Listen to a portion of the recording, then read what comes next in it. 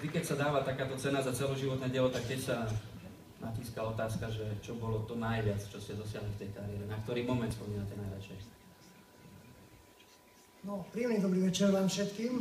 Nechcem veľmi zdržiavať, lebo stále len zdržujú. Veľmi sa teším tejto cene, aj keď si myslím, že starý Mostav je len šťastný byť už. Ale keď Marcelovi odpoviem na otázku, ktorú mi dal, tak určite je to, tam bola pred chvíľkou slečna Paulendová, tak naše dievčatá, najmä Láska Bariová, vyhrali 21 svetových pretekov kvalifikácie na čele s víťazstvom Lenky Láske na Giro Italia celkové.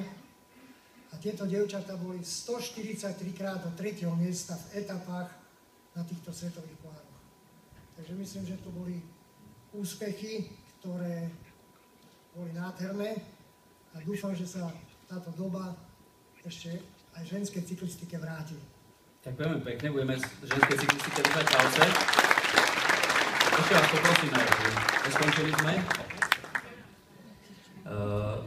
Žiadny šport na Slovensku to nemá ľahké, cestnú cyklistiku nevynímajú, ale predsa len aj v súvislosti s úspechmi Petra Veliča v posledných rokoch Peťa Sagana. Tu zažívame obrovský boom, tá cyklistika ľudí ťahá. Ako toto vnímate?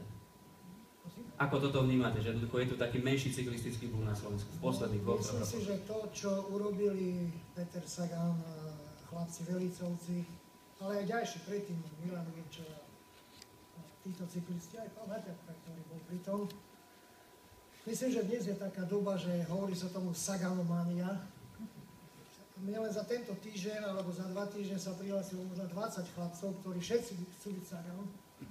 Oblečení, kámodel, všetko.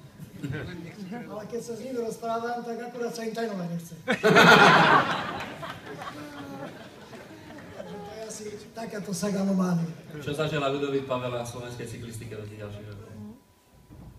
Máme ešte niekoľko takých adeptov, ktorí sú veľmi šikovní. Dúfam, že sa nám niečo podarí vychovať. Aj keď ten vek už je taký, že skôr som unavený. No ale čo má potom pán Haťapka povedať? Takže ďakujem ešte raz všetkým vám, ktorí mi túto cenu mohli odozdať. Ďakujeme pekne. Ľudovít Pavela, cena za celoživotný prínos pre slovenskú cyklistiku za rok 2013. Je v správnych rukách.